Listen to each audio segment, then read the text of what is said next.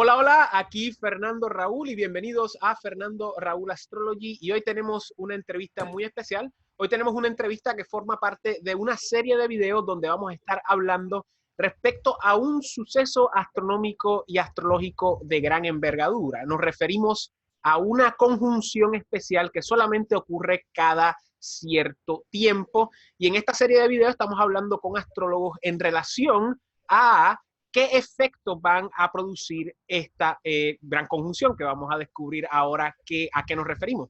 Y hoy tenemos una entrevista muy especial con el astrólogo tradicionalista y profesor en la Escuela Astrológica Española de Logos Astrológicos, directamente desde España.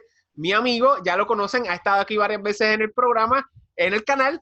Damas y caballeros, con nosotros el caballero Albert Masdeu. Albert, ¿cómo estás? Pues encantado, encantado aquí de encontrarnos otra vez y muy honrado por recibir ese apelativo de amigo que la verdad es que es un afecto recíproco, ¿de acuerdo? Muchas Es un gracias, igual. afecto fundamentalmente recíproco. O sea, aquí en esta separación que tenemos un océano de por medio, no en cuanto a los sentimientos.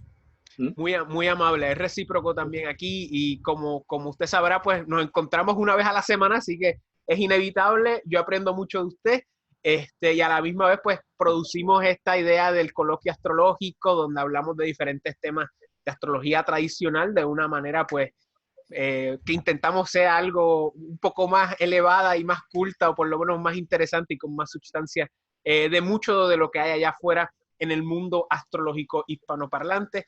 Y nuevamente, Albert, muchas gracias por estar aquí. Y como mencioné al principio, aquí vamos a hablar respecto a una conjunción. Y esta es básicamente la gran conjunción. Y Albert, para empezar de saque, en sus propias palabras, o sea, ¿qué es la gran conjunción? Y, o sea, ¿cuál es su importancia desde un punto de vista de astrología clásica o tradicional, en su opinión?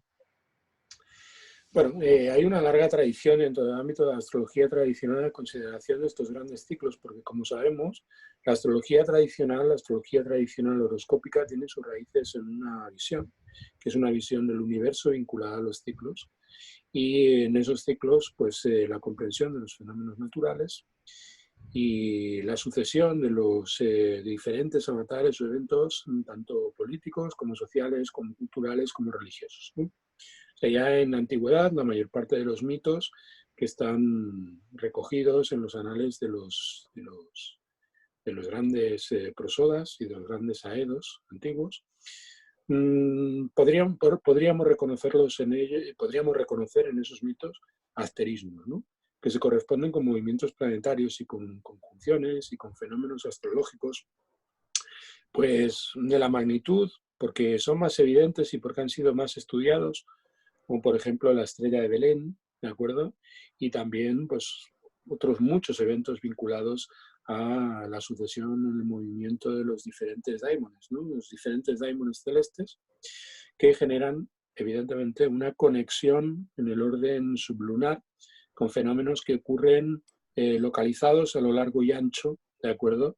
De la Tierra que ciñe la eclíptica, que ciñe el cinturón zodiacal.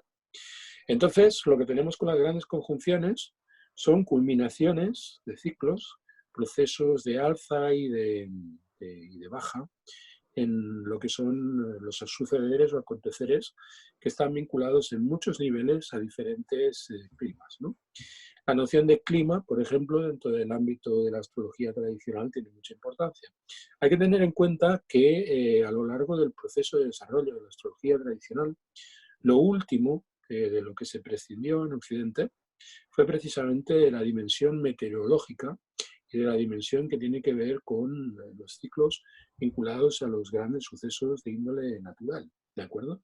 Como por ejemplo, bueno, tú me preguntabas hace unas semanas acerca de los terremotos, los maremotos, los ciclones, todas esas cosas fueron el ámbito dentro del cual la astrología no solamente se postuló en un primer momento su tarea prognóstica, sino que también con posterioridad fue lo último de lo que se desprendió la ciencia oficial, lo políticamente correcto en cuanto a la astrología en la época ya posterior al medievo, en la época del barroco. Lo que está claro es que hay una relación muy precisa, una relación muy exacta, estudiado por astrólogos tanto antiguos como modernos, con la más rabiosa modernidad, acerca de los ciclos planetarios, ¿no? De hecho, la astrología moderna es una astrología que hace mucho hincapié en los movimientos de los planetas más lentos, al punto de que podemos ver en algunos textos de astrólogos psicológicos contemporáneos, cuando tratan de los planetas que son los de septenario y denominándolos planetas rápidos, hablan de que sí, que también son importantes, cuando lo que se trata es de valorar una carta natal o una carta de tránsito. Les da muchísima importancia a los planetas lentos que están vinculados a los grandes ciclos. Aquí nosotros estamos a punto de entrar en un ciclo que es muy especial por varias razones, ¿no? O sea, el ciclo de Saturno y de Júpiter, también llamado la Gran Conjunción, es un ciclo que se produce, como comentaba, por ejemplo, Pablo, y lo hizo de manera magistral, de acuerdo, cada 20 años, ¿no? Entonces, cada 20 años, a lo largo de un ciclo que dura aproximadamente unos 220 a 260 años, esos ciclos se producen en un mismo elemento, ¿de acuerdo? Aunque hay fases, sobre todo al principio y al final, en que se pueden producir pequeños encabalgamientos. Esto es recurrencias de acuerdo a ciclos anteriores, como se ha producido también en este proceso en el cual vamos a ver que las conjunciones van a mutar de signos de tierra a signos de aire, ¿no? Y ya vimos una conjunción de Saturno hace aproximadamente unos 40 años, ¿de acuerdo?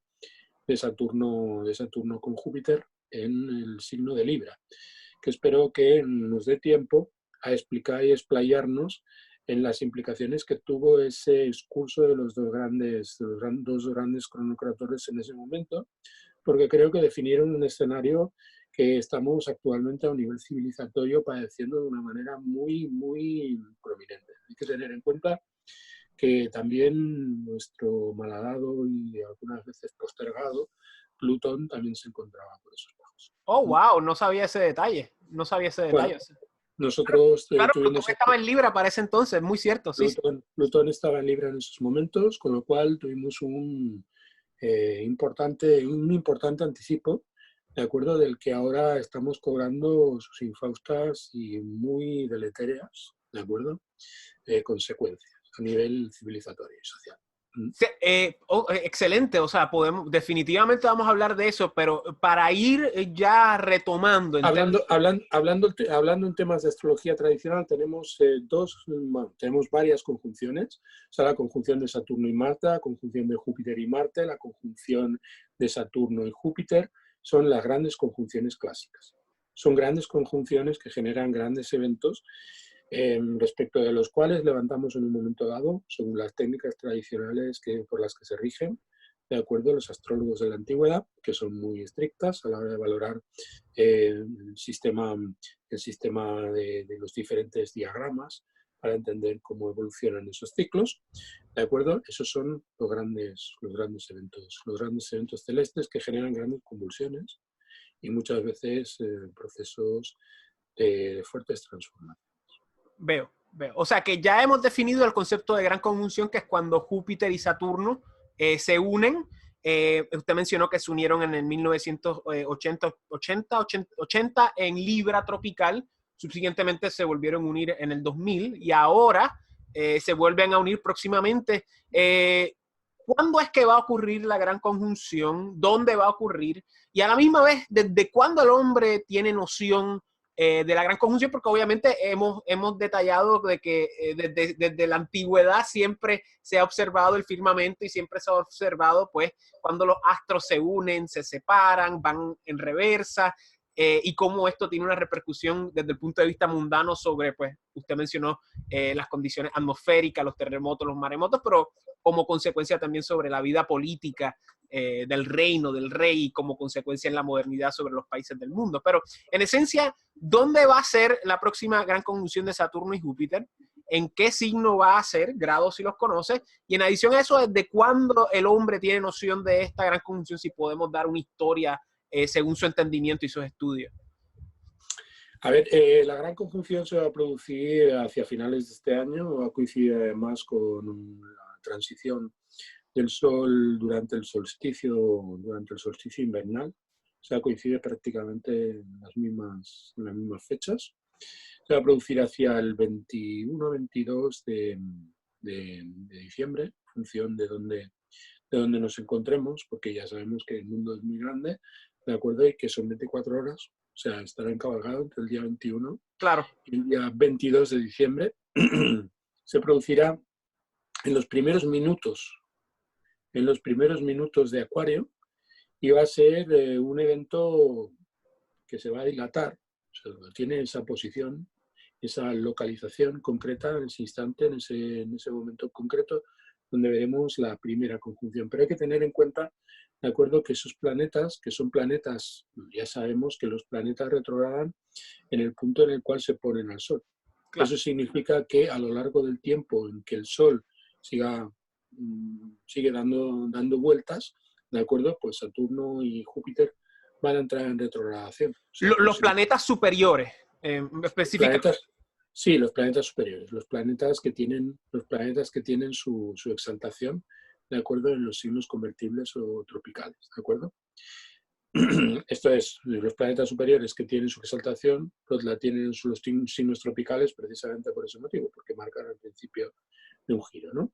De ahí proviene la palabra trópico, que significa girar, moverse en rotación, ¿de acuerdo? Con lo cual, tenemos que los planetas mayores son planetas que pueden establecer oposición al Sol, y los planetas, por definición, en el momento en el que están opuestos al Sol, siempre se encuentran retrógrados. Con lo cual, vamos a ver varias conjunciones de los grandes conmunicadores a lo largo del tiempo. ¿De acuerdo? Las vamos a ver en recurrencia aproximadamente en unas 2, 3 ocasiones o incluso más. ¿De acuerdo? Durante ese periodo. Eso significa que no podemos centrar una gran conjunción en un instante, en un momento concreto. Veo. Sí debemos valorar el punto en el que se produce esa conjunción como si se tratara de una carta de incepción. ¿De acuerdo? Y podemos valorarla como una carta de incepción.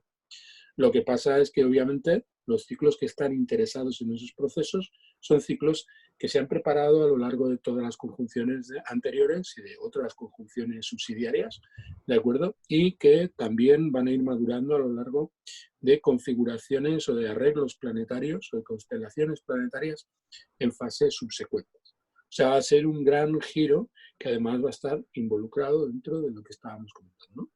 Ahora nosotros nos encontramos no en una cabeza, ¿de acuerdo?, de grandes conjunciones. No nos encontramos en una cabeza. Estamos viendo cómo los signos están pasando, la gran conjunción está pasando de signos de tierra a signos de aire.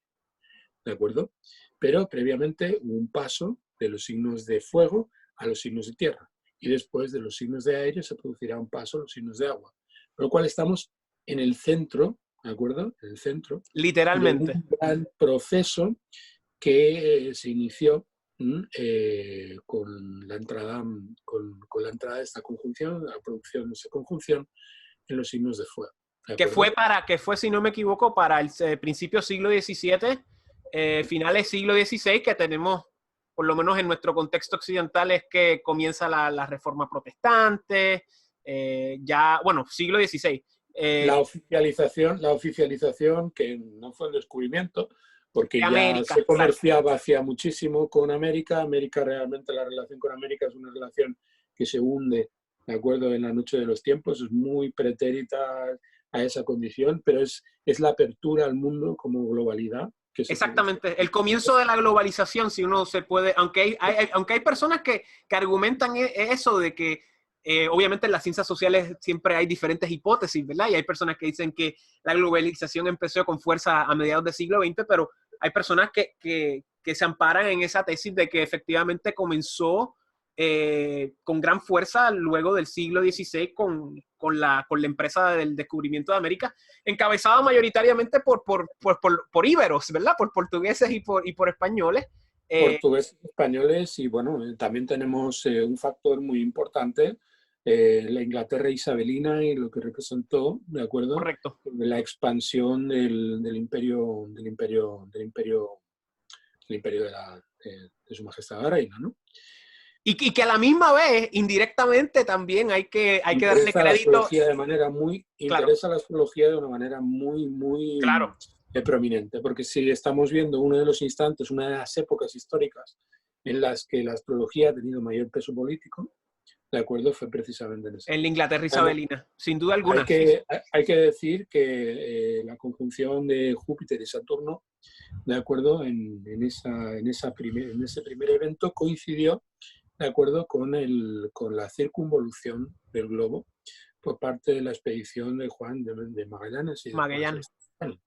Con lo cual ahí tenemos un gran proceso, un gran momento en el cual por primera vez el hombre, ¿de acuerdo?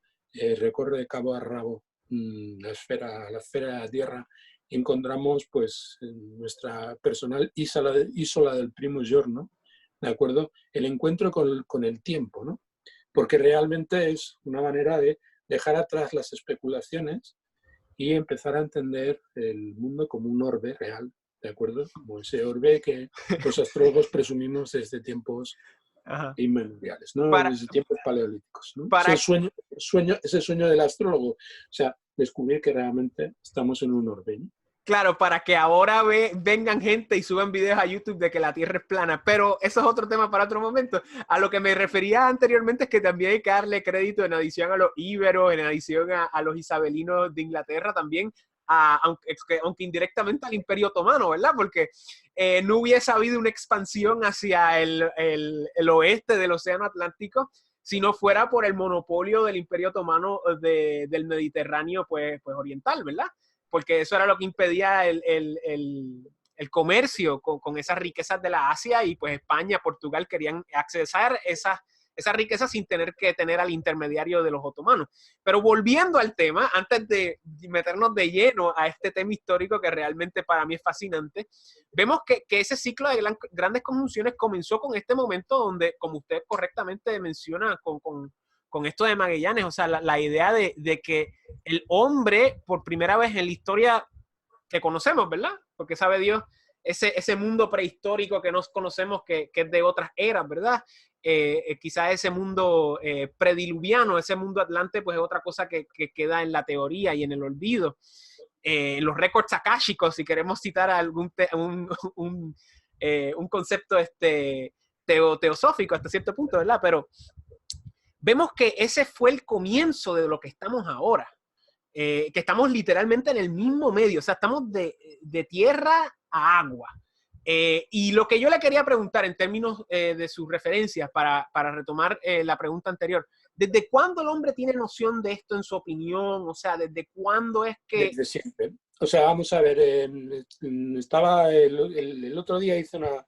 El otro día No, hice eso una... fue lo que hablamos el otro día, que usted me dijo, que era desde siempre, pero que el hombre no lo... Era entre las sociedades astrológicas, que el hombre siempre sabía acerca de estos tópicos, pero no eran tan conocidos como son hoy en día. No sé si se acuerda de esa conversación que tuvimos el otro día. A ver, esto sí, sí, pero bueno, es que estuvimos hablando también en Logos Astrológico, hicimos un monográfico acerca de los grandes ciclos, sobre todo temas vinculados a los grandes dioses o a los dioses decanos, ¿no? Y los dioses decanos están vinculados a los calendarios. Entonces, nosotros sabemos que hay 7 dioses decanos, ¿de acuerdo? 7 dioses que se correspondían con los 7 dioses del panteón caldeo, entre los cuales figuraban pues, el dios que se correspondía con nuestro Saturno, Cronos, ¿de acuerdo? Los Sí, Cronos griegos. estaba Sin, Marduk, Ishtar, habían otros. No, ahora mismo no me lo sé. Jamás, Ah, correcto, bueno, jamás. Exacto. bueno, en fin, teníamos una gran panoplia de dioses cuyos mitos estaban vinculados a la danza de esos planetas alrededor de sus respectivos orbes, estableciendo sus respectivas conjunciones. Entonces existe el conocimiento vinculado a esas divinidades a través de los mitos que narran pues, las antiguas crónicas de los viejos mitógrafos de esas civilizaciones. 6.000, 7.000 años antes de Cristo incluso. Con lo cual, evidentemente, esas asociaciones existen mucho tiempo antes de que se desarrollara una astrología horoscópica, por lo tanto, hasta cierto punto estaban vinculados a la observación de esos fenómenos celestes, la factura, ¿de acuerdo?, la creación de esos mitos. Con lo cual, evidentemente, los ciclos de Saturno y de Júpiter ya eran conocidos en la prehistoria, o sea, antes de entrar en periodos históricos. Con lo cual los grandes ciclos de Saturno y de Júpiter ya eran conocidos en ese tiempo. Y además estaban vinculados pues, a los mitos centrados en esas grandes divinidades, que son las divinidades que tienen un peso más prominente porque son los ciclos más largos y los que determinan los grandes ciclos temporales. O sea, ¿no? Nosotros la noción de ciclo vinculado a los movimientos planetarios la podemos registrar en anales muy antiguos. Pero cuando estamos hablando de muy antiguos, estamos hablando prácticamente del origen del hombre. O sea, la observación del hombre del cielo, del ser humano y mirar hacia el cielo, ¿de acuerdo? Es cobrar conciencia de que perteneces a la tierra. Y humano viene de eso, viene de humus, viene de tierra. O sea, el ser humano se siente parte de la tierra cuando observa el cielo. Con lo cual, la liberación a través de la capacidad que tiene el ser humano por estar elevado, de poder mirar hacia el cielo, cosa que no pueden hacer los cuadrúpedos, ¿de acuerdo? Esa acción es una acción de liberar el conocimiento y, de alguna manera, desde la más remota antigüedad se conocen esos ciclos. Y además, en las crónicas de los reyes, ya en el Egipto antiguo, ¿de acuerdo? Todas las fases de Egipto, el Imperio Medio y el Imperio Nuevo, en todas las fases tenemos grandes anales históricos escritos por los grandes escribas, en donde las claves para comprender los ciclos históricos están vinculadas al ciclo de los planetas. Entonces, no es exactamente cierto esto que dices, de que esta va a ser la primera vez, ¿de acuerdo?, que los ciclos van a ser retransmitidos por parte de astrólogos o difundidos de alguna forma, porque la difusión que tuvieron o que tenían en esos primeros tiempos era una difusión que estaba al nivel de todo el mundo. O sea, en el sentido de que estaban incardinados dentro de las costumbres y de los hábitos y de las diferentes fiestas oficiales y los diferentes eventos a lo largo del año. Y también hay que tener en cuenta, de acuerdo, que los ciclos planetarios, estamos hablando de los grandes ciclos planetarios, pues de los planetas con los grandes cronometradores como Júpiter y Saturno, estaban también vinculados a festividades que tenían que ver con las cosechas y a festividades que tenían que ver con grandes movimientos y grandes desplazamientos en cuanto a las poblaciones. Con lo cual, de alguna manera, en aquella época se vivían los asterismos planetarios o las configuraciones planetarias de una manera mucho más vívida de la que la vivimos ahora. Ahora bien, ahora nosotros evidentemente tenemos otros medios para difundirlo con un aparato extraordinario de erudición y manejando muchas palabras, y eso para Júpiter, para Mercurio jupiteriano como el tuyo y el mío es un goce, es un disfrute, porque podemos desbordar en explicaciones muy diversas, ¿no? Pero que por encima de todo somos nosotros los que a chafarrinones, como decía Nietzsche, ¿de acuerdo? Vamos haciendo un peplo, ¿de acuerdo? Vamos haciendo un tapiz con todos esos conocimientos antiguos. Claro. Pero ya te digo, las grandes conjunciones y las conjunciones medias y las pequeñas conjunciones, ¿de acuerdo? Todas eran bastante bien conocidas en aquellos tiempos. Y además vividas por la gente en su conjunto, porque tenían una traslación a las fiestas, las liturgias, ¿de acuerdo?, de los diferentes panteones de todos esos dioses, ¿de acuerdo?, que tenían un peso muy prominente en la cotidianidad de la gente. Claro, ahí tenemos lo que es la diferencia entre la sociedad moderna y la sociedad tradicional. El hecho de que en la sociedad tradicional, por lo menos desde el punto de vista teórico, como nosotros lo estamos viendo e idealizando también, podemos ver cómo esas cosas, pues, permeaban en toda la cultura y permeaban en el diario vivir porque estaban intrínsecamente ligadas a la tradición. Y aunque la gente no supiera que era la gran conjunción de Saturno, de Júpiter, pues había algo simbólico que lo representaba y que formaba parte de su sociedad. Y entonces hoy en día en la sociedad moderna que creemos que estamos en el ápice del desarrollo humano, que estamos en la sociedad más avanzada en la historia de la humanidad.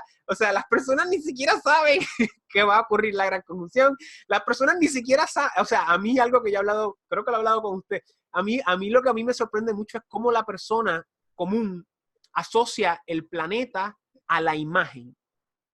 Y es la primera vez en la historia, yo creo, que, o sea, obviamente antes las personas asociaban los planetas a los dioses, ¿verdad? A una efigie, a un significante, ¿verdad? Digamos, a un ídolo, a un ícono, lo que sea. Yo no me refiero a eso, me refiero a una imagen, que es la idea de que la gente piensa en Saturno y piensa en el círculo con el aro, ¿verdad? Porque eso es lo que nos enseñan en la escuela. Y Júpiter, la gente piensa en el círculo con el ojo rojo y es el más grande.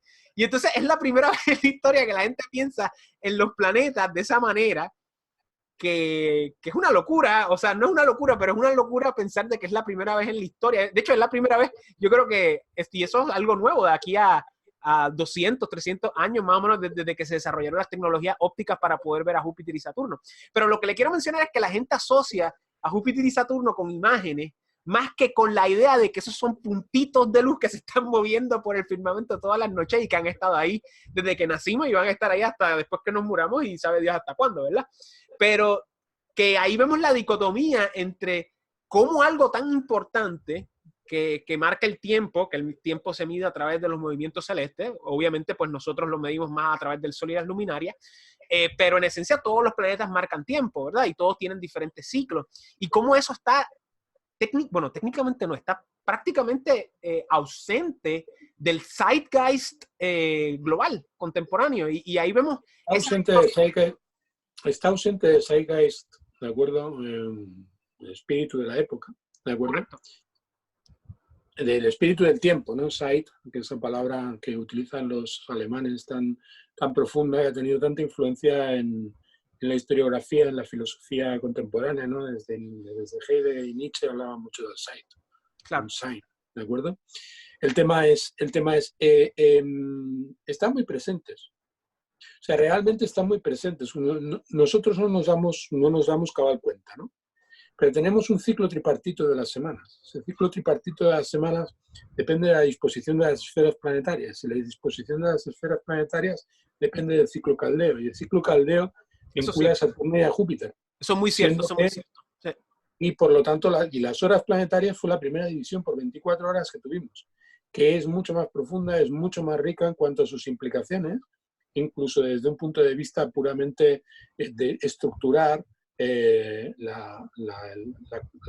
cronograma diario, que esta forma tan vasta y tan poco elaborada que tenemos de dividir las horas en lapsos iguales, ¿no? Que se corresponde tan poco y que nos desconecta de una manera tan dramática de los ciclos del cosmos. Hay que tener en cuenta, de acuerdo, que Saturno y Júpiter tienen una importancia decisiva a la hora de comprender, de acuerdo, los días de la semana y cómo están estructurados. Hay que tener los dioses decanos, a mí me gusta mucho explicarlo, de acuerdo, los dioses decanos gobiernan todos los calendarios del mundo.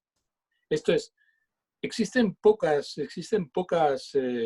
legados de índole religioso, espiritual, cultural, de acuerdo, que sean globales, absolutamente presentes en todas las culturas. Y uno de esos es precisamente los días de la semana. Los días de la semana están vinculados y están organizados de la misma manera en todo el mundo. O sea, hoy es lunes en todas partes. Y hoy es, bueno, en diferentes idiomas, obviamente, pero el ritmo de la cadencia semanal es exactamente la misma. Cuando nosotros estamos viendo que hay 3 decanos por cada uno de los ciclos, estamos hablando de los ciclos de las 3 semanas. Ciclos de 3 semanas en las cuales tenemos la primera semana que está vinculada. El lunes, martes, miércoles, jueves, viernes, sábado y domingo, donde la semana siempre empieza un martes. Precisamente el día que yo nací un martes, pues bueno, pues el ciclo de las semanas empieza un martes. Es el primer decano de Aries. Nosotros el miércoles lo tenemos como el primer decano de Tauro. El jueves como el primer decano de Géminis. El viernes como el primer decano de Cáncer. Y así sucesivamente vamos viendo todos los decanos, los días de la semana vinculados a las cabezas de cada uno de los signos. Cuando nosotros llegamos al final, el siguiente paso, que el último decano de Piscis es Marte, el siguiente paso, ¿de acuerdo?, es lo que viene después de Marte, que es Mercurio, que es el segundo decano de Aries. Y vamos volviendo a dar un ciclo, estamos hablando de los segundos decanos. Y luego los terceros decanos. Y la sucesión de las semanas están marcados precisamente por esos ritmos que dividen el año, ¿de acuerdo?, en décadas. Claro. En décadas de días, o sea, en niveles de 10 días. Y a la misma vez, eso la división decimal, a través de esa estructura, ¿de acuerdo?, se integra dentro de la sexagesimal. Y ya tratamos y hablamos, ¿de acuerdo?, creo que lo hablamos en una de las charlas anteriores, ¿de acuerdo? Que el ciclo de Saturno son 360 lunaciones. Con lo cual la relación entre la Luna y Saturno se corresponde con el ciclo anual del Sol. Y estas cosas están establecidas desde tiempos muy anteriores, ¿de acuerdo?, a los tiempos de los que tenemos noticia en la astrología como tiempos probables para el inicio de la astrología horoscópica. Claro. Esto es, estamos hablando de milenios de antigüedad. Eones, quizá. Claro. Y eso que no hemos tocado el tema de cómo eso se extrapola a lo que son las horas planetarias. De la idea de claro, que... Claro. Y nuestras horas son una reducción, una especie de lecho de Procrusto, ¿no? O sea, como en el mito de Procrusto, que lo que hacían pues era cuando el tío era demasiado bajo, ¿de acuerdo? Pues lo estiraban. Cuando el tío era demasiado alto, lo cortaban. Sí. Pues pasa exactamente lo mismo con las horas planetarias. Hemos construido nuestra secuencia de horas, nuestras 24 horas del día, a semejanza de las horas astrológicas, pero cortándolas. O sea, teníamos, como es bien sabido, las horas planetarias se dividen en 12 las horas de luz y se dividen en 12 las horas de oscuridad. Claro, dependiendo de la época del año, tenemos más oscuridad o menos oscuridad, más luz o menos luz. Claro. Por el efecto precisamente de los equinoccios y de los solsticios y de la inclinación del eje de la Tierra y demás. Entonces, la comprensión es mucho más profunda de la división por 24, ¿de acuerdo?, en la comprensión tradicional. Y hasta cierto punto, absolutamente todos los calendarios derivan de esa estructura que es extraordinariamente sólida, ¿de acuerdo?, y perfectamente organizada, perfectamente sincronizada con los ciclos planetarios. Entonces ahí está presente la figura de Júpiter y la figura de Saturno, teniendo en cuenta además que Saturno, cuando lo tenemos en la carta, y tú que eres un astrólogo tradicional, lo mismo que yo, sabes bien claramente que Saturno, de acuerdo, es el planeta que recibe disposición en adelante, ¿vale? Es un planeta que recibe disposición, pero no la entrega a nadie, con lo cual es el final, el último receptáculo. El dispositor final. Es el dispositor final en todas las cartas precisamente por ese motivo. Y bajo esas circunstancias, Saturno no puede estar fuera de ningún marco de comprensión general donde estén estipulados la estructura lógica y formal, ¿de acuerdo?, de las horas planetarias, los días de la semana, los ciclos del año, ¿de acuerdo?, y ciclos mayores como el de Marte o el de Júpiter como el de Saturno.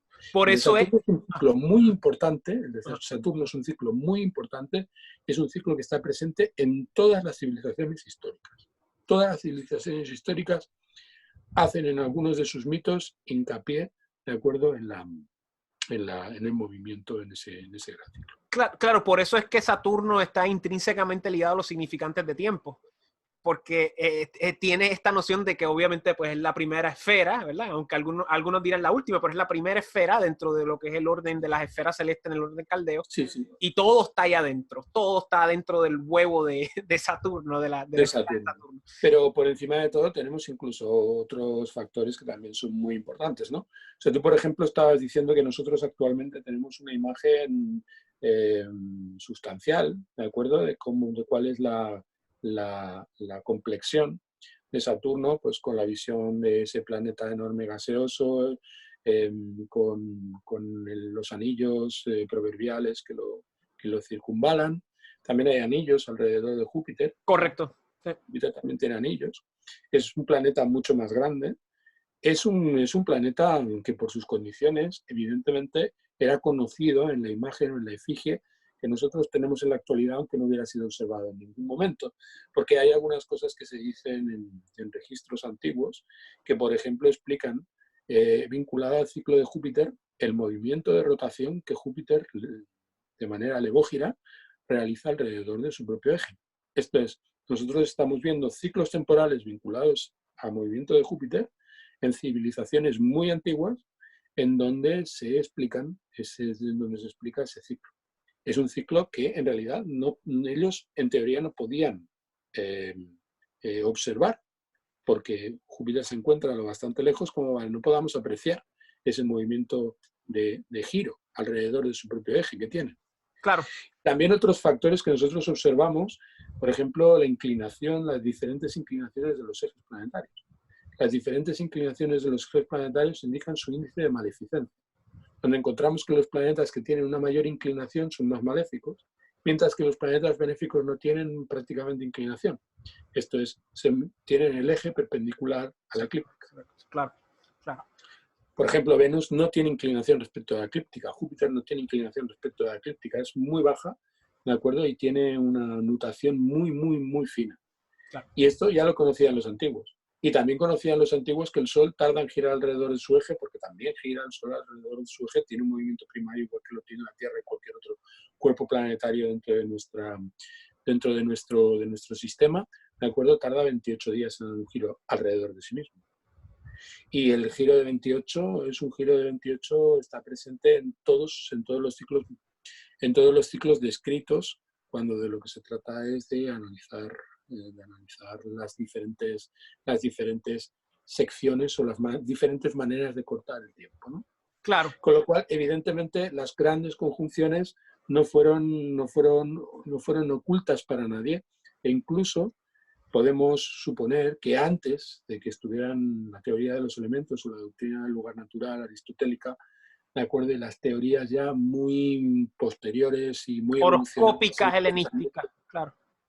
En el pensamiento griego, mucho antes de que se asociaran los elementos a los planetas, ya teníamos una comprensión de lo que representaban esos grandes ciclos estipulados en diferentes niveles. O sea que no es lo mismo, por ejemplo, una gran conjunción a ojos de los antiguos, como se va a producir ahora, de un signo de tierra a un signo de aire, que de un signo de agua a un signo de fuego. O sea, de un signo de agua a un signo de fuego se corresponde con un nivel superior, de acuerdo, de implicación en cuanto a lo que representa ese trópico, ¿vale?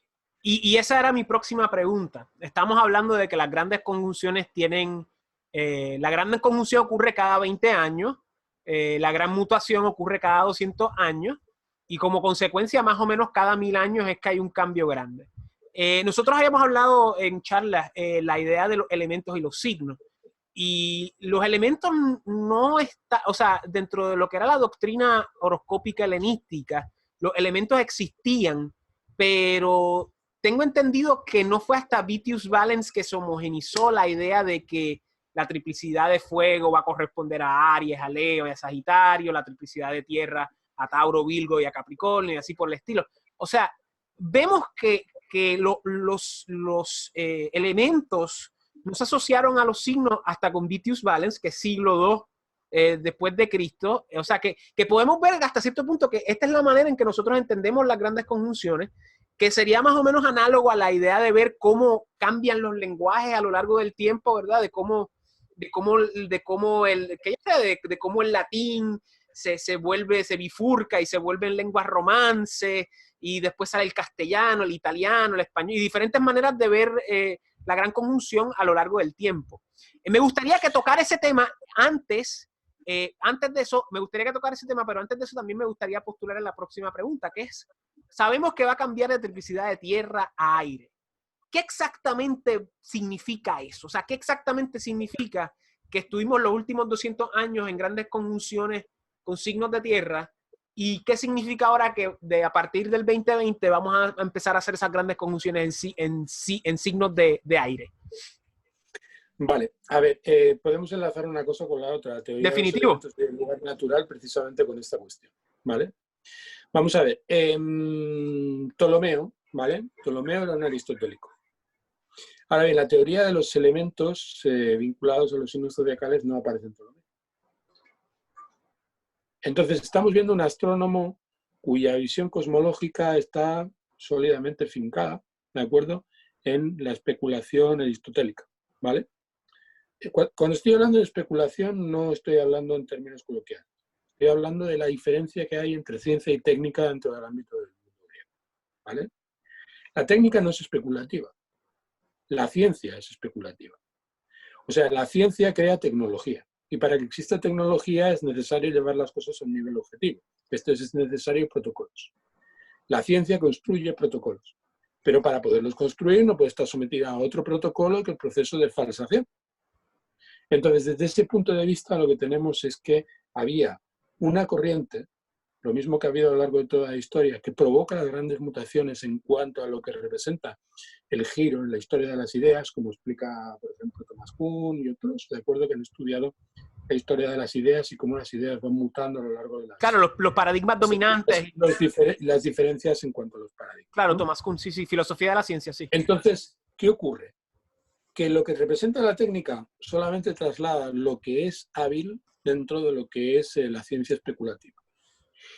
Evidentemente que todo lo que procede de la ciencia especulativa, que podemos encontrar en Aristóteles, que podemos encontrar en Empédocles, que podemos encontrar en Anaxágoras, que podemos encontrar en todos los grandes filósofos físicos, ¿de acuerdo? De la antigüedad, en Demócrito, Leucipo y demás, ¿de acuerdo? Todo eso se basa en adquisición de conocimiento vinculado a la observación de los cielos y por lo tanto una observación astronómica que no se separa ni se deslinda, ¿de acuerdo?, de sus aplicaciones astrológicas. Con lo cual ya se hacía astrología pensando en términos de elementos. Ahora bien, por ejemplo, cuando nosotros miramos en el libro de meteorología, el libro sobre la generación y la corrupción, de Aristóteles, vemos varias visiones diferenciadas acerca de lo que representan los elementos. O sea, tenemos varios paradigmas que a lo largo de la tradición coexisten en cuanto a la sucesión y la relación de los elementos entre sí. Extraordinariamente sofisticados, en donde estamos viendo que según qué elemento estemos considerando dentro del ámbito de los ciclos, la sucesión de los elementos es diferente y la orquestación de sus respectivas cualidades, tanto primarias como secundarias, tanto activas como pasivas, ¿de acuerdo?, se alteran, porque tratamos a través de los elementos de explicar muchas cosas diferentes. Entonces, desde el punto de vista Ptolomeo, no introduce dentro de su especulación vinculada a la astrología ningún factor que tenga que ver con los elementos, no porque los elementos estén fuera del paradigma del astrólogo que los está usando a diario, sino por un motivo, sino porque no era seguro, porque en esos momentos teníamos la visión de los elementos desde el punto de vista de los estoicos y teníamos la visión desde el punto de vista de los aristotélicos, que eran dos escuelas, y luego teníamos los epicúreos, con la teoría del clinamen. Con lo cual teníamos hasta 3 modelos diferentes para explicar las relaciones en cuanto a los elementos, y eso se embarcaba dentro de por lo menos 3 o 4 modelos diferentes cosmológicos vinculados a la ciencia, relacionados con la astrología helenística, la astrología helenística y con la astrología de aquel tiempo. Con lo cual teníamos hasta 4 escuelas diferentes que aplicaban más o menos los mismos sistemas de diagnosis y de prognosis a través de la observación de los cielos, ¿de acuerdo? Pero no existía un consenso en cuanto a las bases cosmológicas. Entonces, lo que hizo Ptolomeo, después del Almagesto, después de explicar el sistema cosmológico, arreglando y de alguna manera adaptando lo que había dicho Aristóteles mucho tiempo antes, Ptolomeo no se mete en ese berenjenal, no se mete en ese fango, y simplemente lo que hace es que da por entendido de que cada astrólogo, a partir de esa estructura, como él estaba definiendo un reloj, ¿de acuerdo?, iba a adaptar su correspondiente teoría a lo que representaba su descripción de lo que eran los cielos. Y sobre todo, su intención era normalizarlo, es decir, establecer, homogeneizar y ser, lo vemos por ejemplo cuando él habla acerca, por ejemplo, de la disposición de los confines o términos, ¿vale? Que él propone una disposición completamente diferente. Él dice que lo obtuvo de un récord egipcio, pero hay gente que dice, algún récord babilónico, a través básicamente caldeo o algo, pero hay gente que dice que él se lo inventó, que no fue que lo recogió de un récord caldeo, sino que se lo inventó. En el momento en el que nosotros auscultamos lo que él explica en Almagesto, diciendo que lo que tiene preeminencia es el primer regente de triplicidad, ¿de acuerdo?, del signo correspondiente, luego el planeta que se exalta, luego el planeta domiciliado y por fin los 2 maléficos. Y cuando vemos que explica que cada uno de esos factores está vinculado a los 4 elementos más el éter, ¿de acuerdo?, y que cada uno de esos lugares, cada una de esas celdas se vincula a sus correspondientes ciclos planetarios y que esos ciclos planetarios tienen que ver con las grandes circunvoluciones, ¿de acuerdo?, de los diferentes planetas. Cuando da todas esas explicaciones muy prolijas, lo que está haciendo es intelectualizando algo que no acaba de comprender, algo que no acaba de cerrar. Y eso es lo que hace que Ptolomeo no vaya más allá. Ptolomeo lo que pretende es racionalizar. Ptolomeo lo que pretende es establecer criterio homólogo que le sirva, ¿de acuerdo?, para dar cuenta de lo que se está barajando y de lo que se está manejando en por lo menos 4 o 5 escuelas diferentes que tenían modelos cosmológicos distintos. Pero ya entrando en lo que tú estabas comentando, ¿de acuerdo? Entrando en lo que tú estabas comentando, ¿qué es lo que supone el paso de la Tierra al aire? Desde el punto de vista de Aristóteles solamente teníamos dos elementos absolutos que él denominaba, que son la tierra y el fuego, donde la tierra representaba la gravedad, esto es, lo que iba del centro hacia, lo que iba desde fuera hacia adentro. Y el fuego representaba en absoluto lo que va hacia afuera. Por lo tanto, teníamos un elemento ligero y un elemento pesado. Los dos más conquistadores, como diría Masala mucho tiempo después. Esto significa que son elementos absolutos. Ahora bien, ¿cómo se vinculan esos dos elementos que por naturaleza se separan? Porque el fuego va hacia afuera y la tierra va hacia adentro. Pues a través de dos procesos. Un proceso que es el proceso de sublimación y otro proceso que es el proceso de condensación, que son procesos de transformación. Entonces, eso es lo que explica Aristóteles en La generación y la corrupción. Él dice que la tierra se sublima y alcanza los niveles de lo ligero. Esto es, de la tierra avanzamos en la dirección de las agujas del reloj hacia el cielo. Y ese proceso de sublimación está vinculado al aire. Una vez que nosotros llegamos al cielo y el aire ha llegado hasta el cielo, evidentemente que lo que hay en el cielo tiene que bajar a la tierra. Y eso se produce por condensación. Una condensación que tiene que ver con la atmósfera, con los niveles más elevados de la atmósfera, se condensa en forma de lluvia y la lluvia cae a la tierra. Y tenemos, por lo tanto, dos elementos, ¿de acuerdo?, que son la tierra y el fuego, que se corresponden con la sequedad, ¿de acuerdo?, y por lo tanto con la separación. Y luego lo que tiene que ver con la mezcla, que es el aire y el agua, que están colocados, pues el aire yendo desde la tierra hacia el cielo y el agua yendo desde el cielo hacia la tierra, donde la tierra es la tierra y donde el cielo es el fuego. Y bajo esta circunstancia tenemos la distribución de las cuatro tríadas angulares, ¿de acuerdo? Establecen el meridiano, ¿de acuerdo? Y el ecuador.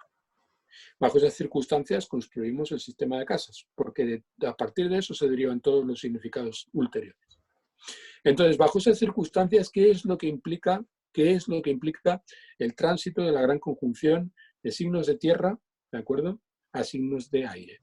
Lo que implica es precisamente el paso de la condición dominante de lo material a través de un proceso de sublimación para llegar a la ligereza y a la levedad absoluta, o sea, a lo que representa el fuego.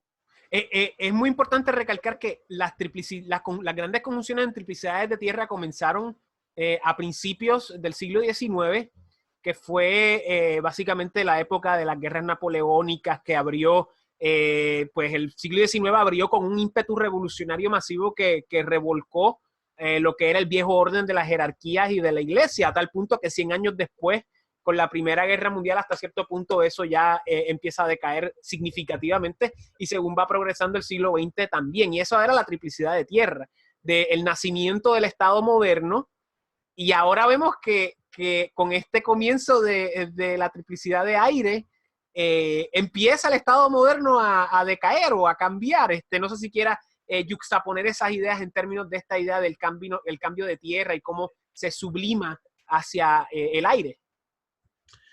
Ese proceso de sublimación, ¿de acuerdo?, es un proceso a través de la condición del nombrar. O sea, la condición del logos al nomos, ¿no?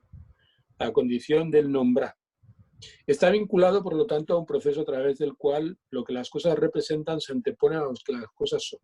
Ese proceso ya lo hemos vivido a lo largo de este siglo, a través de la filosofía, por ejemplo, de grandes librianos, ¿de acuerdo?, como Nietzsche, como Foucault, como Heidegger, todos con sol en Libra, ¿de acuerdo? Es un giro. No, yo no creo que sea una casualidad que todos esos grandes filósofos, ¿de acuerdo?, tuvieran el sol en aire y precisamente en Libra, que es donde se ejecuta ese giro. Muy interesante. Muy interesante. Donde las cosas pasan a ser lo que representan. La representación se convierte en un fenómeno ¿de acuerdo? Preeminente por encima de la existencia por encima de la esencia, ¿no? Lo que aparece por encima de lo que es. Es el imperio de las apariencias, ¿no? El imperio de lo que se puede nombrar o lo que se puede decir. Ese proceso que está dentro de la historia del pensamiento contemporáneo, que está vinculado a lo que representan esos grandes autores, ¿de acuerdo?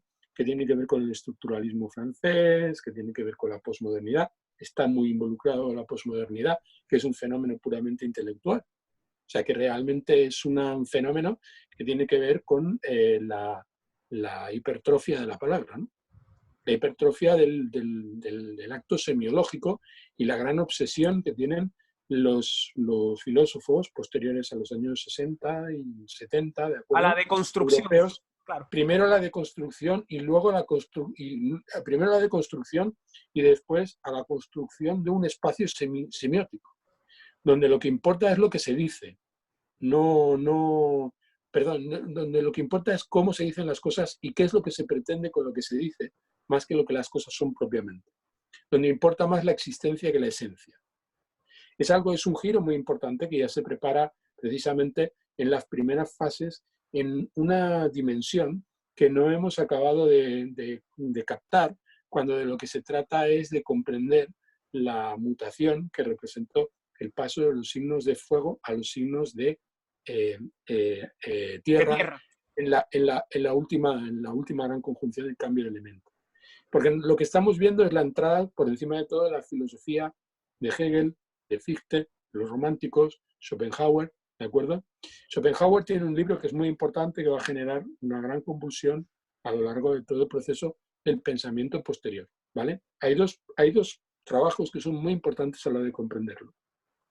Uno, que es el de Hegel, ¿de acuerdo? La fenomenología del espíritu, que fue publicado cuando era profesor en Jena, Hegel en esos momentos, en la Universidad de Jena, justamente se estaba publicando, ¿de acuerdo?, en el momento en el que Napoleón entraba en Jena. Fue cuando se publicó la fenomenología del espíritu. La fenomenología del espíritu es la que explica, de acuerdo a las famosas tríadas hegelianas, tesis, antítesis, síntesis y los procesos dialécticos evolutivos, ¿de acuerdo? Esa fase, esa comprensión, introduce los elementos para comprender toda la teoría política posterior. La fenomenología del espíritu, juntamente con ese momento, más o menos por esa misma época, estaba publicando otro libro muy importante, otro filósofo que se declaraba completamente contrario a Hegel, de hecho era su enemigo cordial, experimentaba hacia él una animadversión, que fue Schopenhauer. Y Schopenhauer publicó un libro que ha sido muy influyente, influyó decisivamente de manera reconocida. De hecho, uno de los primeros textos que escribió Nietzsche, de acuerdo, se titula Schopenhauer como educador. Ese texto se tituló El mundo como voluntad y representación. El mundo como voluntad y representación establece una dicotomía que ya se prefigura en Kant, en la cual hay una diferencia entre lo que las cosas son en sí, como noumeno, y lo que las cosas aparentan o aparecen. Donde lo que indica Kant, ¿de acuerdo?, es que lo que aparece o se manifiesta, ¿de acuerdo?, es todo lo que podemos conocer acerca de la realidad. Esto es que no podemos llegar a conocer lo que las cosas son en sí mismas. Claro, eso es pasar del fuego, que es algo inasible, que es algo a través de lo cual fluye la vida, a lo que es la tierra. Esto es, a lo que representa o tratar de llevar lo que está vinculado a la iniciativa, al impulso, lo espontáneo, ¿de acuerdo?, de la voluntad, a la condición atada, ¿de acuerdo?, construida de lo que representa aquello que está vinculado al impulso o a la voluntad que ejercemos sobre la realidad. Entonces, eso tiene una influencia a nivel ideológico que se corresponde con los grandes sucesos políticos que estaban acaeciendo en ese momento. Son sucesos políticos que van a liquidar, ¿de acuerdo?, el viejo orden, ¿de acuerdo? Ya eso se avanzó en finales del siglo XVIII, ¿de acuerdo?, con la Revolución Americana. La Revolución Americana fue mucho más trascendental, fue en realidad la que sirvió de antesala a la Revolución Europea. De hecho, la Revolución Europea fue una revolución descafeinada a nivel político y que no llegó hasta las últimas consecuencias de manera tan profunda como ocurrió en América, claro, como muy bien explica mi admirado, querido y siempre recordado Alexis de Tocqueville, ¿de acuerdo? Entonces, bajo esas circunstancias, nosotros estamos presenciando en esos momentos una convulsión política que va a provocar la caída del antiguo régimen, parafraseando a Alexis de Tocqueville precisamente en uno de sus libros más conocidos, que se titula El antiguo régimen y la revolución, que es uno de los mejores textos para comprender precisamente el gran portal que representó ese periodo histórico que coincide prácticamente en días, ¿de acuerdo?, con la conjunción que se produjo en los primeros años, hacia el año 1806, de acuerdo, de los grandes cronometradores por primera vez en signos de tierra.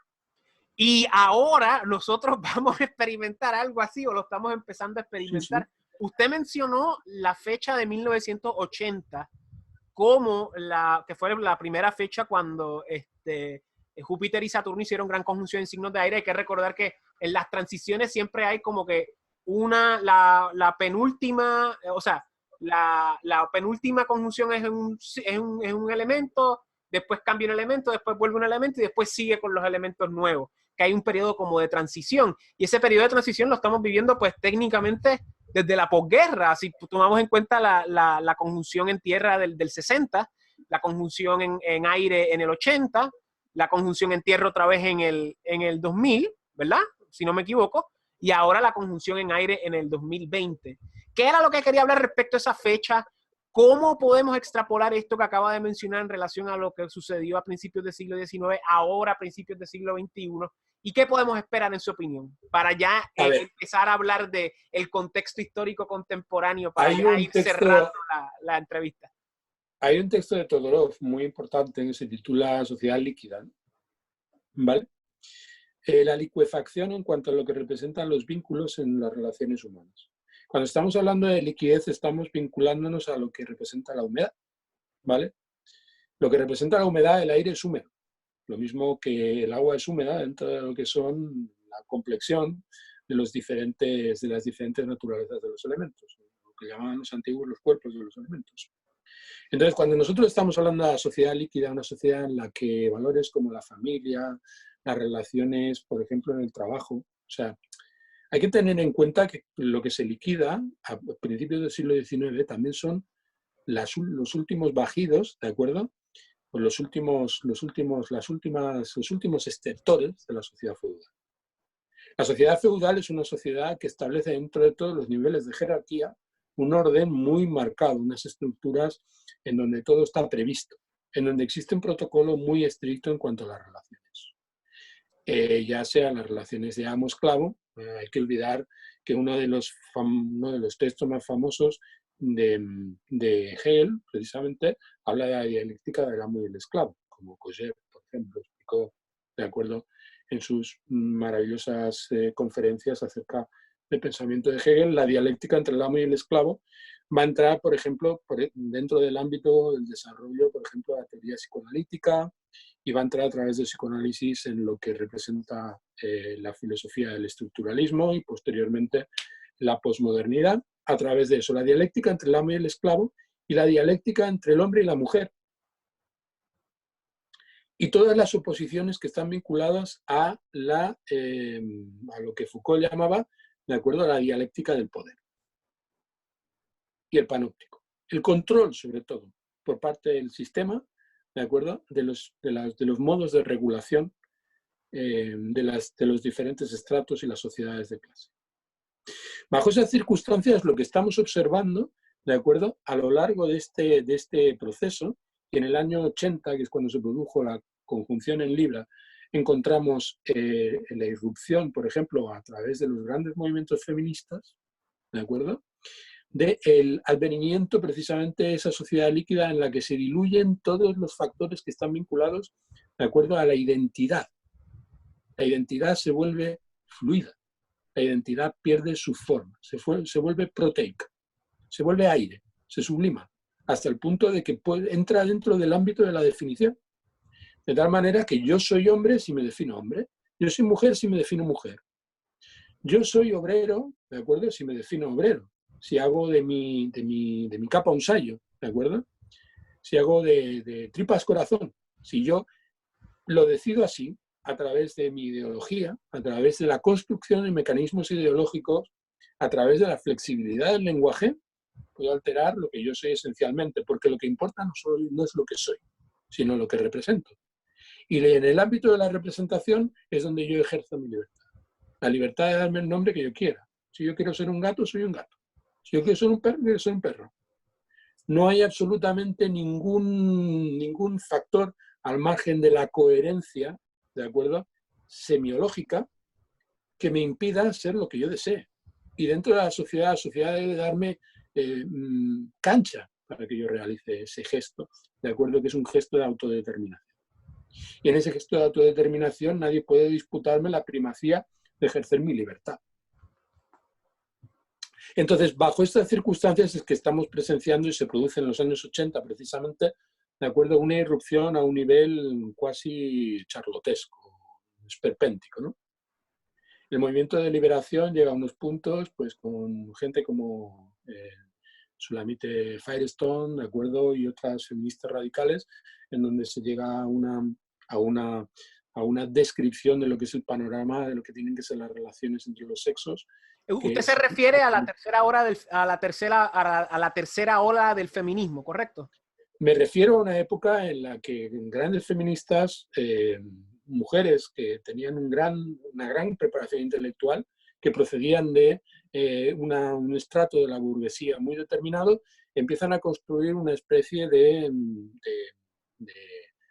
por decirlo así, una especie de utopía, ¿de acuerdo?, feminista. Sulamite Firestone, por ejemplo, habla del sexo de los niños, ¿de acuerdo? Que los niños deben tener sexo, que las madres deben iniciar a los hijos en el sexo, que deben romperse los vínculos que están relacionados con las normas de parentesco, que los sistemas de parentesco y cómo están establecidos desde los tiempos prehistóricos en realidad son una construcción social, y que a través de esa construcción social se han construido unas estructuras de dominio que han servido para mantener a la mitad de la población sometida, y por encima de todo a los viejos, a los niños y a las mujeres postergados del ámbito del goce, que es el ámbito en el que todos debemos vivir, que es el ámbito de la jouissance, que dicen los franceses, ¿no? Entonces, ¿qué es lo que implica este paso de la tierra al aire? Implica ese proceso de sublimación llevado a través de una operativa que está vinculado al uso, ¿de acuerdo?, de las redes en las cuales se acelera la información a un nivel en el cual el proceso de multiplicación y el proceso de interacción entre los diferentes estratos de la sociedad se vuelve de una permeabilidad, ¿de acuerdo?, desbordada. Entonces, bueno, decía Pablo, por poner un ejemplo, en el vídeo anterior, que él temía que entraríamos en una fase en la que una parte muy importante del cuerpo social, ¿de acuerdo?, se quedaría fuera del mercado de trabajo, ¿vale? Y por lo tanto, bajo esas circunstancias, enormes masas de individuos descontentos irrumpirían, ¿de acuerdo?, con intenciones revolucionarias, pues como ocurrió en tiempos del bolchevismo, como ocurrió también en tiempos previos, ¿de acuerdo?, a principios de los años 30 en Alemania, ¿de acuerdo?, cuando la irrupción del nazismo y otros movimientos. Yo creo que eso ya no se va a producir. Yo creo que esa circunstancia ya no se va a dar. La revolución que se va a operar va a ser una revolución que ya está operando y que se va a establecer a partir de las reglas de intercambio y los principios de intercambio. Y que va a ser de la noche a la mañana y va a quedar establecida a través de la gran capacidad que tienen todos los diferentes actores sociales de reinventarse y de interconectarse, de tal forma que se va a producir una reacción en cadena en la que se van a perder absolutamente todas las bases establecidas a través de las cuales el control del Estado, ¿de acuerdo?, procuraba dar consistencia a la identidad social. Y van a desaparecer cosas a las que estábamos acostumbrados, como por ejemplo el dinero. Deja de existir el dinero lo producirá el intercambio de bienes y servicios. Esto es, dejará de existir un Banco de España o un Banco of America, y acuñaremos monedas todos nosotros, tú y yo, cuando hacemos consultas. Eso será tiempo. ¿Y se traducirá en qué? Dinero. Se traducirá en créditos. En crédito. y a través del O sea, crédito criptomoneda sería el término que estamos buscando aquí, quizás. es algo más sutil que la criptomoneda, porque la criptomoneda hace tiempo que ya está funcionando. Pero lo que quiero decir es que a partir de un determinado momento los que vamos a generar moneda, vamos a ser todos actuando. ¿A través de qué? A través de conexiones que no siempre van a estar vinculadas a lo que nosotros asociamos al trabajo, sino a lo que nosotros asociamos a el traslado o la afluencia de información. Porque lo importante es, tú estás viendo un vídeo porno o estás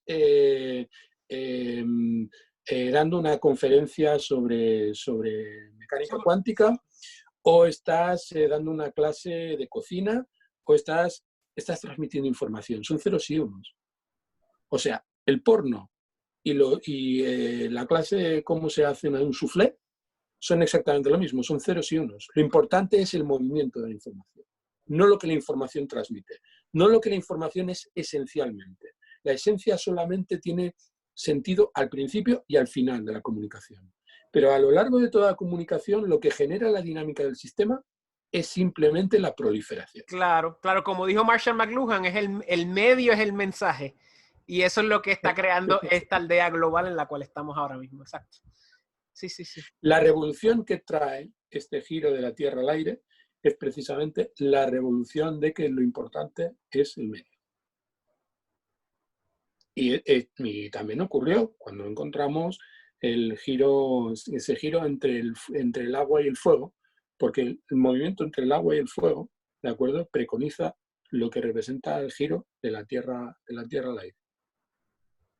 O sea, preconiza, ¿de acuerdo?, el paso del vínculo a lo que es concreto y el paso de lo que es concreto al vínculo. Claro, claro Donde, en último término, el factor opuesto es siempre el factor que tiene que ver con lo leve, ¿de acuerdo?, con lo fluido, o lo que tiene que ver con lo grave. Esto es lo sólido.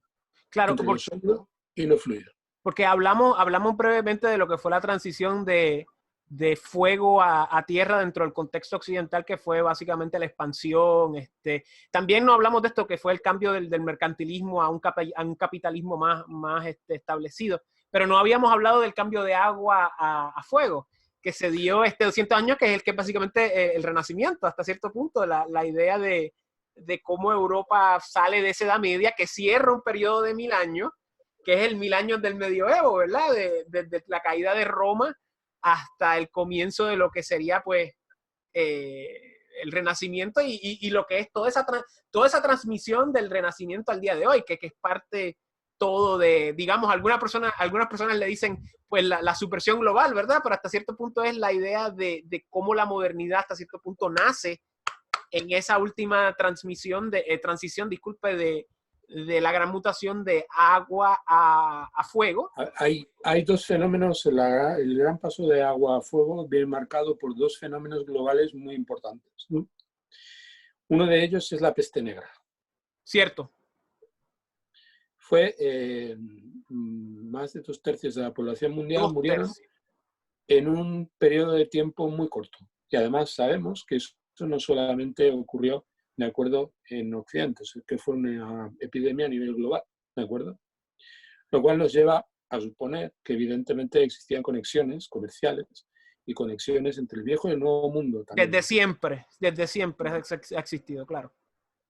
Con lo cual, hasta cierto punto sabemos y tenemos bien claro, de acuerdo, que ese proceso fue un proceso que se dio. La peste negra marca ese fenómeno. Pero también muy importante, lo que vino como la peste negra, ¿de acuerdo?, fue el gran legado del mundo antiguo a través del proceso de incubación que el mundo árabe, claro, ¿de acuerdo?, y el Oriente hizo de esa situación, y a través de los monoteísmos semíticos, esto es a través del judaísmo y a través del islam, van a penetrar en Occidente construyendo las grandes utopías de Occidente, que fueron los sueños y lo que de alguna manera quedó perfectamente prefigurado en el islam, ¿de acuerdo?, previo. ¿De acuerdo? Entonces, las grandes invasiones musulmanas, ¿de acuerdo?, que llevaron ya desde el siglo VII, el siglo VIII, ¿de acuerdo?, el legado cultural maduro, ¿de acuerdo?, del Oriente, el Levante, ¿de acuerdo? Del Levante mediterráneo, ¿no? Y el Extremo Oriente, ¿no? O sea, es una vuelta, ¿de acuerdo? Una vuelta de todo ese proceso. Además, hay que tener en cuenta que eso coincide con el final de las cruzadas históricas. Esto es, la época de las cruzadas. Las cruzadas acaban, de acuerdo, la última cruzada creo que fue en el año 1317, ¿de acuerdo? Y sí, creo que fue en el 1317. La caída de Constantinopla, 1400... se me olvida. No, 1450, creo. 1450. Hace bastante tiempo que no lo reviso, ¿de acuerdo? Nos confundimos de fecha, disculpen.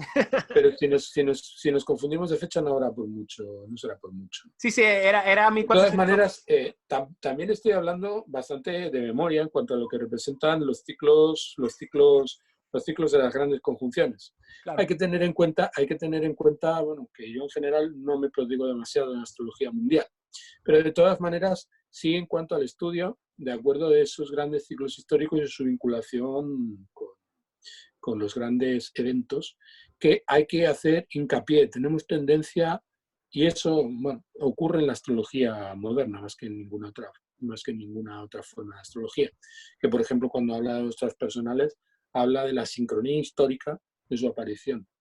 Y lo hace desde un punto de vista y sin ningún rebozo, de acuerdo, desde una perspectiva eurocéntrica. Sí, el caballero, Bretón es que se llama, el astrólogo mundano francés, ¿cómo era que se llamaba?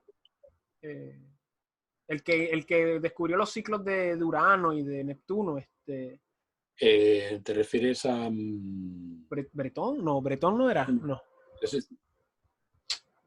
No, es que además es un astro al que me he asociado en alguna ocasión. Sí. No es Eudespicard, es... Sí, la idea de que la astrología mundana hasta cierto punto hoy en día se trata mayoritariamente desde un punto de vista moderno y no tradicional. Pues ahora me haces ¿cómo se llamaba? ¿Sabes? Es francés, yo sé que es francés, que acaba de morir hace como un año, sí. Sí, que vivió muchos años y que además, bueno, sí, tenía el Sol en Virgo y tenía Mercurio en Virgo también, tenía en casa 9, en fin, y estuve haciendo también unos cálculos de las Mutter y del círculo y del... ¿Cómo se llamaba? Bueno, es igual. No nos vamos a preocupar por eso, ¿no? Claro. Entonces, lo que estábamos comentando, o sea, son grandes procesos históricos y están vinculados a los ciclos de los cronocratores. Entonces, Albert, estaba tratando de buscar el nombre, pero... Es una de las grandes...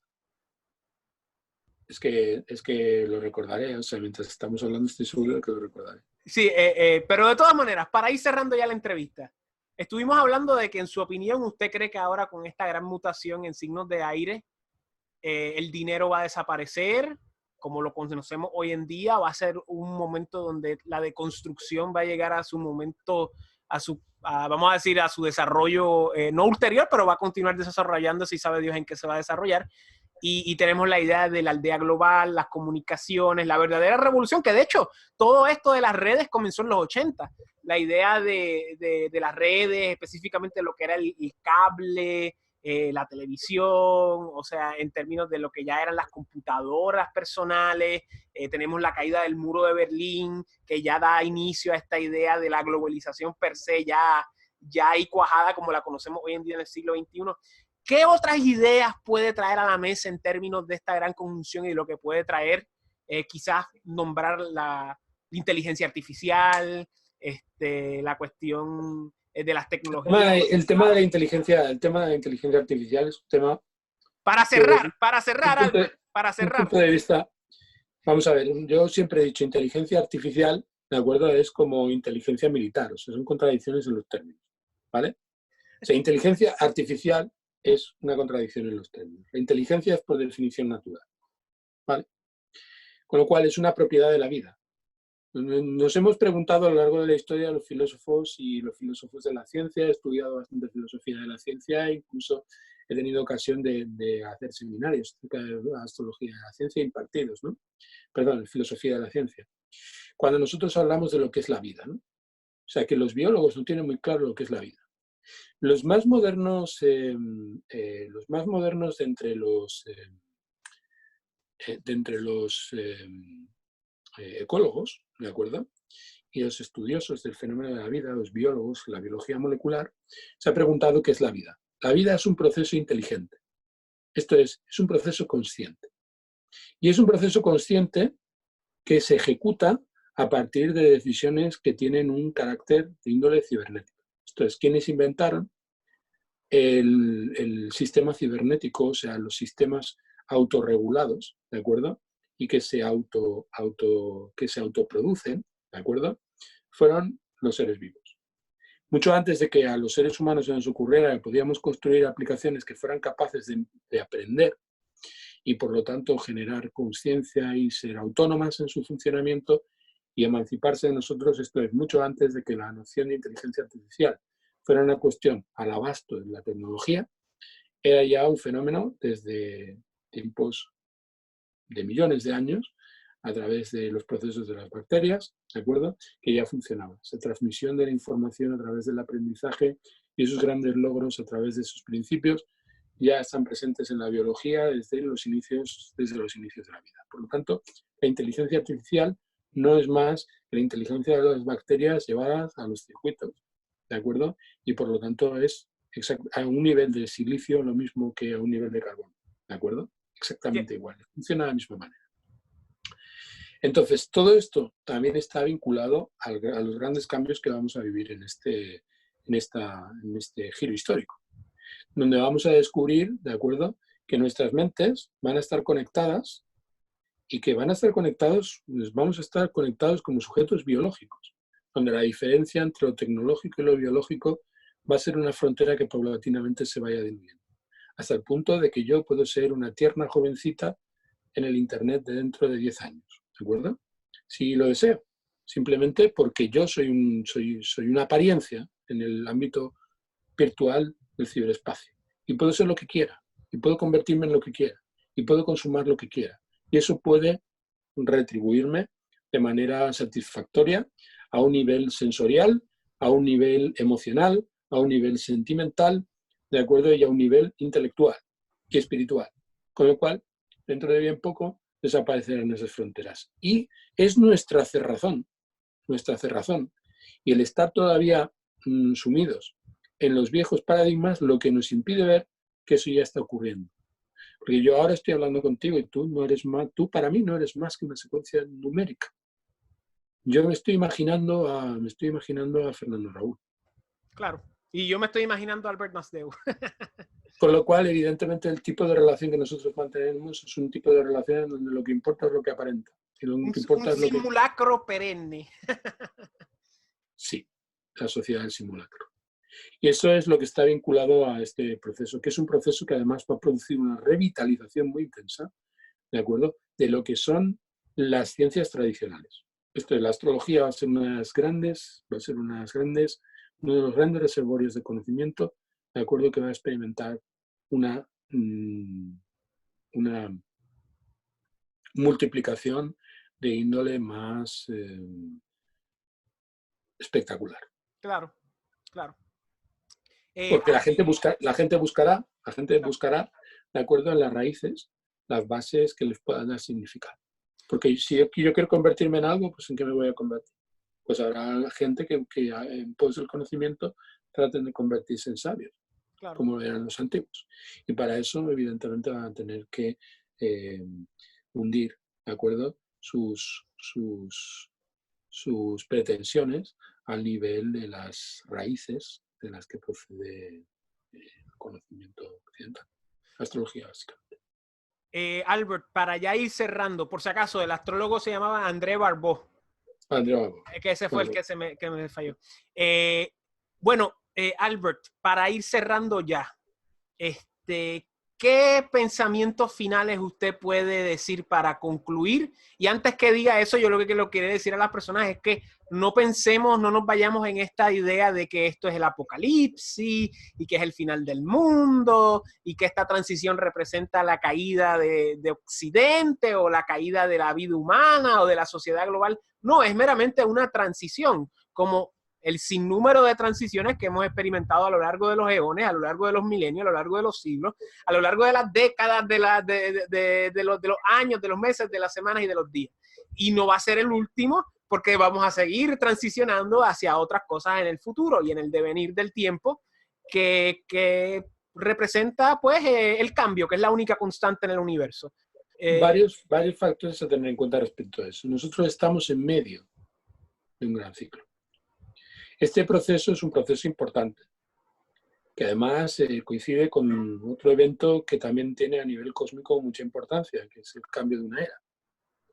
Entonces, bajo esas circunstancias, conviene no separar esos, mejor dicho, conviene mantener separados estos dos ámbitos. Claro, y que la nueva era va a comenzar ya para la próxima gran mutuación, más o menos, ¿verdad? Como dentro de 300, 400 años, cuando venga ya hacia ¿cómo es? Sería de agua a fuego. Agua a fuego. Entonces, desengañémonos, no va a ser tan terrible, ¿de acuerdo? Como la peste negra. Bueno, Albert. O sea, hay mucha gente, por ejemplo, que con el lío del coronavirus actualmente, pues empieza a pensar, ¿no? Que vamos a vivir aquí como la película esa de Brad Pitt de 12 Monkeys, 12 monos, 12 Monkeys, ¿no? Monos, sí, bueno, hay varias películas apocalípticas vinculadas a grandes epidemias. No, por el momento parece ser que no. Porque por el momento, por donde se transmiten los virus es a través de la informática. A través de nuestras computadoras. Muy, muy bello. Y también, o sea, la idea del transhumanismo, de cómo el hombre se va a fusionar con la máquina o cómo va a tener esa opción, la idea de la interfase biológica, ese tipo de cosas, está a la vuelta de la esquina. Por el momento tenemos a un gran profeta, que fue un teórico de sistemas que trabajó para la NASA y que fue verdaderamente un individuo que se ha convertido en una especie de profeta, un ser transformado, ¿de acuerdo? Que tiene mucha influencia en los círculos de quienes ostentan el poder actualmente, que fue Kurzweil, ¿no? Claro, Raymond Kurzweil, claro. Kurzweil, ¿no? Con su utopía transhumanista. Todos los ciclos de Kurzweil incluso se están acelerando. Claro, la ley de Moore, claro. Vamos por delante de la utopía de Kurzweil, y hay que decir que el ser humano, para Kurzweil, no va a transponer en cuanto a su identidad biológica, de acuerdo, una década que está muy cercana incluso a nuestro devenir en este mundo. Claro. O sea que, según él, algunos de los que estamos en estos momentos erigidos sobre nuestras piernas en este mundo de nuestra generación, vamos a ver esa división. Claro, y creo que Raymond Kurzweil en Age of the Machines, la era de las máquinas, creo que se llamaba en español, y yo creo que él predijo que la inteligencia artificial iba a estar ya para los 2030, aunque ya la inteligencia artificial ya existe, pero la idea es que ya eso es posterior al comienzo de la gran mutación ahora en el 2020, o sea que concuerda con el cambio. Está ya, o sea, y por ejemplo tenemos la nueva moneda de Facebook que ya está preparada para salir. ¡Libra! ¿Es verdad? Que se llama Libra, ¿es verdad? ¡Qué loco! Yo no había pensado en eso, ¿verdad? Pero ¿alguien ha dudado que tiene que ver con el nacimiento del propio Zuckerberg que se dio, de acuerdo, cuando la conjunción entre Júpiter y Saturno de los años 80? Claro. Que fue, no, pero él nació posterior, porque él es 1 o 2 años mayor que yo. O sea, que él yo creo que nació con... De hecho, yo creo que él tiene ahora... Él debe tener Júpiter... Él debe tener... No sé. No conozco... ¿Usted sabe las posiciones de Júpiter y Saturno en su carta? Porque creo que va a ser Saturno en Escorpio y Júpiter en Capricornio, por ahí. Creo que es así. Sí, creo recordar que tiene la Luna y Marte, ¿de acuerdo? En Tauro, ¿verdad? En Escorpio. El ascendente en Tauro, perdón. Eso era, ¿no? No, es un ascendente Géminis. Pues yo no recuerdo. Adelante. Lo hemos de mirar, lo hemos de ver. En fin, tenemos muchas cosas para hacer. Tenemos mucho para hacer. Sin duda alguna. Y Albert, de verdad, muchísimas gracias. Yo creo que pues nos veremos dentro de 200 años para hablar con usted respecto a cuando cambie la gran mutación de aire a agua. Eso ya está ahí a la vuelta de la esquina. Así que Para aquellos que quieran contactar a Albert, aquí abajo están todos los enlaces para su escuela Logos Astrológicos y sus contactos en redes sociales. Albert, ¿algo más para terminar o nos vemos? Que no esperen 200 años para hacerlo. Claro que sí. Vamos a esperar 200 meses. ¡Cuídese! Bueno, pues chao, ya hablamos.